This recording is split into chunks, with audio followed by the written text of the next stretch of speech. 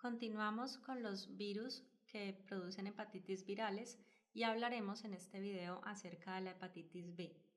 La hepatitis B pertenece a la familia Hepatnaviridae, hace parte de los virus que se conocen como pararetrovirus, ya que tiene asociado a su genoma una retrotranscriptasa, que recordemos que es una enzima que puede hacer una transcripción al revés, es decir, sintetizar ADN a partir de ARN. Este virus tiene un genoma de DNA parcialmente doble cadena y parcialmente cadena sencilla, como podemos observarlo en el esquema de la diapositiva. Tiene una cápside de forma icosaédrica y tiene una envoltura viral que tiene asociado un antígeno muy importante que se conoce como antígeno S o antígeno de superficie, antiguamente denominado antígeno australiano. Este antígeno es el encargado de unirse al receptor en el hepatocito para facilitar la entrada y replicación del virus dentro de la célula. Por ser un virus de DNA, se replica dentro del núcleo. Decimos entonces que hace parte de los pararetrovirus humanos porque el virus involucra un proceso de retrotranscripción dentro de sus mecanismos de replicación. El virus entonces inicia su replicación a través de la entrada a la célula por la unión de su antígeno de superficie al receptor celular, entra por endocitosis mediada por el receptor, posteriormente se libera del endosoma, entra al núcleo. Hay algunas teorías que dicen que entra el virus con la cápside completa, hay otras que dicen que el virus hace decapsidación y entra al genoma. Una vez dentro del núcleo es liberado el genoma y recordemos que este genoma es parcialmente doble cadena, parcialmente cadena sencilla. Inicialmente lo primero que hace esta DNA polimerasa o esta retrotranscriptasa es terminar de completar la cadena que está incompleta, tal como lo vemos en la secuencia. Es decir, que convierte este DNA que era parcialmente cadena sencilla en un DNA doble cadena completo. Esto genera un cccDNA, que significa DNA covalentemente cerrado. Entonces aquí lo vemos, un DNA circular. Una vez está este DNA circular, va a sintetizar 3 RNAs mensajeros. El primer RNA mensajero va a sintetizar proteínas estructurales. El segundo RNA mensajero va a sintetizar proteínas no estructurales y el tercer RNA mensajero va a pasar por el proceso de la retrotranscripción. En citoplasma, este RNA mensajero, por acción de la retrotranscriptasa, va a sintetizar un DNA viral, es decir, va a utilizar el RNA mensajero como molde para sintetizar un DNA viral que va a ser el que se va a empacar dentro de la cápside y todas las proteínas virales que se están sintetizando para finalmente salir de la célula y continuar con su proceso de infección. El virus entonces de la hepatitis B y su patología tiene que ver con actividades sexuales de alto riesgo. Es un virus que encontramos en sangre, por lo tanto es transmisible vía mucosas y fluidos a través de semen, secreciones vaginales, salivas o sangre. La exposición percutánea por jeringas contaminadas, hemodiálisis, transfusiones, trasplantes, acupuntura o piercing es un factor de riesgo bastante alto y debido a esa presencia en estos fluidos corporales hace que los profesionales de la salud tengan un alto riesgo de contagiarse con el virus. Por eso siempre es importante tener la vacuna. El virus decimos que puede generar infecciones crónicas y esta capacidad de cronificarse depende de cómo es el tipo de respuesta inmune. Cuando la respuesta inmune es muy buena, el virus va a generar una infección aguda y se puede resolver.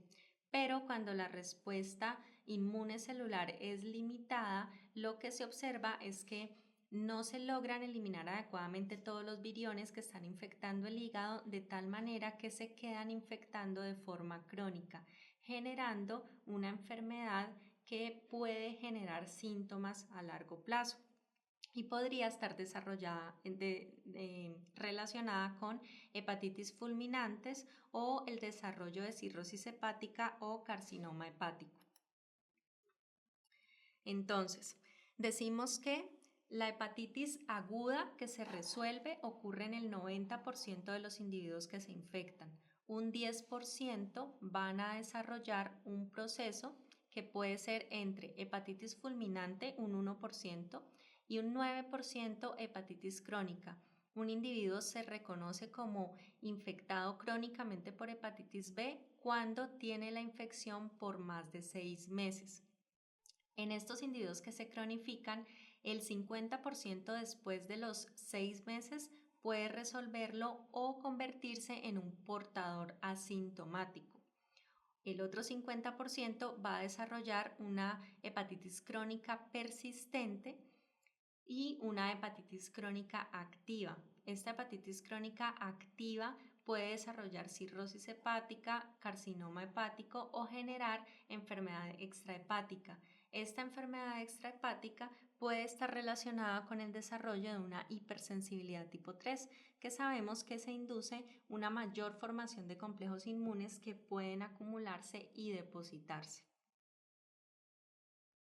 Vemos aquí cómo la infección sintomática es directamente proporcional con la edad, es decir, a mayor edad, mayor presentación de síntomas. Esto tiene que ver también con la ictericia que veíamos en hepatitis A, es mucho más frecuente en individuos mayores de 14 años, pero la probabilidad de desarrollar infección crónica es inversamente proporcional, es decir, es más frecuente que haya infección crónica entre más temprano en edad se adquiera la infección. Para poder hacer el diagnóstico se dispone de ciertos marcadores serológicos que pueden encontrarse y detectarse, y estos también pueden permitir determinar si el individuo está haciendo un proceso agudo o un proceso crónico. Para lograr explicarlos, primero tenemos que definirlos. Entonces, tenemos el primero que se conoce como antígeno de superficie o HBsAg. Este es un antígeno que encontramos en suero y hace parte de una glicoproteína que se encuentra en la envoltura viral. HBeAg es el antígeno de replicación viral, está relacionado con la replicación, lo podemos encontrar en sangre cuando el virus se está replicando activamente. El HBcAg o antígeno central o antígeno del core o de la cápside también lo podemos encontrar cuando hay replicación activa. Anti-HBs es el anticuerpo antígeno de superficie, y cuando hablamos de anti-HBs o cuando lo denominamos HBsAg, estaríamos hablando de un anticuerpo tipo inmunoglobulina G, lo cual nos podría mostrar una infección pasada. Anti-HBe es el anticuerpo tipo inmunoglobulina G para antígeno de replicación. Anti-HBc es el anticuerpo tipo inmunoglobulina G para el antígeno del core o antígeno central, y la IgM anti-HBc es la inmunoglobulina M anti el antígeno central o antígeno del core. Entonces fíjense que cuando nos hablan de la IgM nos van a especificar, pero la IgG no necesariamente nos la especifican. Eso tiene que ver con la nomenclatura. Entonces, si vemos el curso serológico de un individuo que hace un proceso agudo y que se recupera, vemos entonces aquí dónde está el pico de infección. Vemos cómo en la primera semana empieza a subir el antígeno de superficie que podemos detectar en sangre, que hace un pico relacionado con los síntomas. Podemos ver que durante estas primeras semanas de la infección también encontramos la presencia del antígeno de replicación. Vemos que paralelo empieza a subir una IgM y también se puede producir la IgG. Estas dos frente al antígeno del core o al antígeno central. Pero fíjense que cuando estamos en la fase aguda, cuando tenemos una IgM muy alta, aunque podríamos detectar la IgG, los niveles de IgG son muy bajitos comparados con los de IgM. Ya al final, cuando va bajando la infección, cuando se agota el antígeno de superficie y el individuo entra en un estado de recuperación, la IgG empieza a ser más alta. Y vemos cómo cuando cae el antígeno de superficie, empieza a aumentar el anticuerpo frente al antígeno de superficie. Al igual que cuando se agota el antígeno de replicación, empieza a actuar el anticuerpo contra el antígeno de replicación. Este es un individuo que se recupera. Ahora revisemos un individuo que tiene un curso crónico. Un individuo de un curso crónico decimos que tiene la infección por más de 6 meses. Es un individuo que adquiere el antígeno de superficie y este se mantiene alto por más de 6 meses. Esto que nos está indicando que el virión está presente y no se elimina la infección. Vemos también el antígeno de replicación activo por muchos meses, incluso en algunos pacientes durante años, y vemos que se generan anticuerpos contra el antígeno del core, tanto IgM como IgG. Sin embargo, estos anticuerpos no son neutralizantes y por lo tanto, aunque esté el anticuerpo, el virus puede seguirse replicando. Vemos entonces la diferencia. Vemos que cuando pasan los meses, la IgM tiende a bajar, normalmente la vamos a tener hasta 6 meses.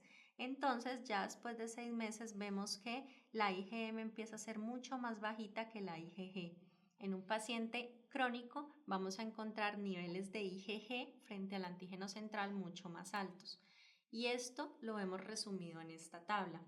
Entonces, tenemos diferentes tipos de individuos. Uno que hace infección aguda, el que hace infección crónica, el portador sano, los que se recuperan y aquellos que somos vacunados. El individuo que tiene una infección aguda, ¿qué le vamos a encontrar en sangre aparte de las transaminasas? Le vamos a encontrar el antígeno de superficie, el antígeno de replicación, porque el virus está activo y se está replicando, además lo tenemos circulando en sangre. Podemos tener anticuerpos tipo inmunoglobulina G frente al antígeno central y anticuerpos tipo inmunoglobulina M frente al antígeno central, pero recordemos que en la fase aguda vamos a tener más cantidad de IgM que de IgG, porque este individuo está antes de los 6 meses. Entonces vamos a tener mayor IgM que IgG. No vamos a encontrar anticuerpos contra el antígeno de replicación porque el antígeno todavía está activo y tampoco vamos a tener anticuerpos contra el antígeno de superficie porque el mismo también está activo. En un paciente que hace una infección crónica, nuevamente vamos a tener los antígenos porque el paciente está infectado, tiene replicación, pero la diferencia es que tiene una IgG más alta que la IgM frente al antígeno central. Entonces vemos cómo aquí cambia, mayor cantidad de IgG que de IgM. No tenemos expresión de los anticuerpos para antígeno de replicación ni para antígeno de superficie porque tenemos los antígenos expresados. Ahora, un portador sano. ¿Quién es un portador sano? Es aquel en el que no hay replicación en hígado, no tiene hepatitis, no hay inflamación hepática, pero el virus sigue circulando en sangre. Entonces, lo que vamos a encontrar es un individuo que puede ser por una predisposición genética, no desarrolla nunca anticuerpos contra el antígeno de superficie, pero sí desarrolla los demás anticuerpos, lo que permite que el virus deje de replicarse en el hígado porque hay una muy buena respuesta en hígado, pero no desaparece de sangre porque no se producen anticuerpos que lo neutralicen. Entonces, vamos a encontrar el antígeno de superficie positivo porque el virus está en sangre, el antígeno de replicación negativo porque no hay replicación, el paciente ya no tiene hepatitis. Vamos a encontrar inmunoglobulina G para el antígeno central, mucho más alto que la IgM. Puede ser que incluso la IgM ya haya desaparecido si han pasado más de 6 meses. Encontramos anticuerpos contra el antígeno de replicación, pero no encontramos anticuerpos contra el antígeno de superficie. Un individuo que tiene una infección reciente, entonces al recuperarse pues ya no tiene ningún antígeno, tiene todos los anticuerpos y tiene más alta la inmunoglobulina G que la IgM. Y una infección antigua, vemos que no tiene antígenos, tiene solo IgG, la IgM ya desaparece porque han pasado más de 6 meses. El anticuerpo contra el antígeno de replicación también tiene una duración muy corta, desaparece y nos queda el antígeno de superficie.